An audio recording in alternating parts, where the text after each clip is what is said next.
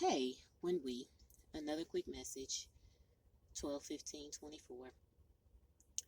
So, forgiveness is a great thing, um, but sometimes we can forgive to a fault of our own self and our own life and our own purpose. Sometimes through advice from others that even we may respect, and even that person may be respectable in his or her community, or they community there. But the point is, for them, they, he, she, that's what has been ingrained in them. And that's all that they know when it comes to forgiveness. But when you have forgiven and yet you go back into the same environment and you have to forgive again, and you go back into the same environment and you have to forgive again, those are little micro cuts where you are allowing yourself to be cut and cut and cut and cut. Little cuts, little pokes, little jabs, little stabs.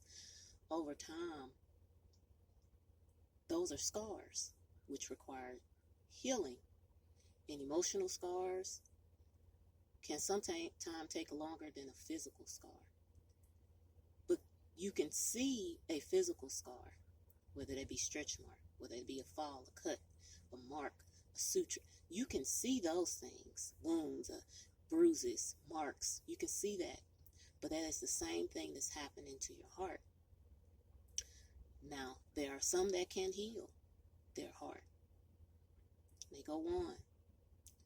But the ones that usually don't heal their heart are the ones that remain in the area where they're getting these little tiny cuts over and over again. Little cuts, little stab, little poke. And so their heart hardens, which is what we don't want our hearts to do. We want our hearts to be healed, open, able to access and to understand and to be vulnerable and to see others and to see things from a lens of hope and faith, love. If your heart is hardened, you cannot see things through faith, hope, love, and healing. I'm sorry, you cannot. You may be codependent. You may wish to help others. You may not want to be alone. You may have a fear of abandonment, but a bruised up, banged up heart is not doing things out of love. It's doing things out of security, safety, codependency. To forgive is phenomenal. But after I have made a choice, and let it be sooner than later for the people, especially the youth, let it be sooner than later that they realize that I can forgive and then I can go and heal, and then I don't have to go back into the environment that made me have to heal that way. And this is something that's new for some people, me, myself included. But the thing is, you would not tell a person that has suffered from substance abuse to go back into the same environment where they used to use those substances that caused them to be caught up in the substance only. That is the same thing when you push yourself to go back into an environment that cuts you, teeny tiny cuts over time. It's the same thing. And the first thing that they'll tell you in substance abuse, and after that, and when you want to be on the road to staying sober, if it's, depending on what it is, I'm trying to be general. Do not go around the same people and environments while you are, especially in the beginning stages, but all throughout the rest of your years in sobriety and continuing to stay clean throughout the rest of your life is something that you have to work for.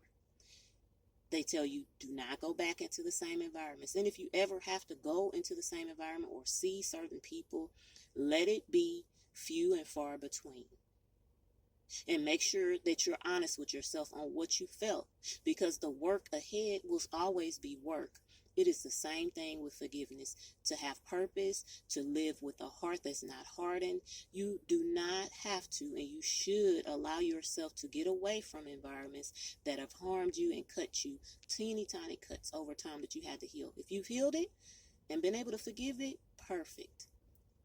Stretch your feet and go into new environments that are healthier, that are safer, so that your heart can remain healed and open and able to give love and have faith and have hope, instead of doing things out of fear, out of a scarcity, out of the fear of abandonment or codependency, out of wanting to take from others, or crabs in a barrel mentality.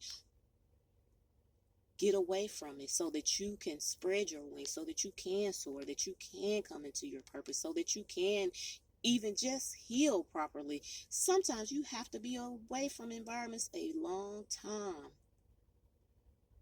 and know that you cannot remain in those environments more than a certain amount of time, and that there has to be plenty of time and space between you and certain environments, maybe certain people. And that is okay, because that is what is going to keep you in a sober state of mind, a healed state of mind, a loving state of mind, where you have a heart to actually love, give, and support your purpose, to move forward, to grow. I want to grow. That's what you say to yourself. I want to grow. I am 20. And when I see the age of 60, I don't want to have the mindset that I just had when I was 20. Though when I was 20, that mindset was fine for me. But when I'm 30, to be 20 in a mindset doesn't look good, and it doesn't feel good. We're meant to grow. We're meant to change. We're meant to develop. We are meant to shift. We are meant to get better.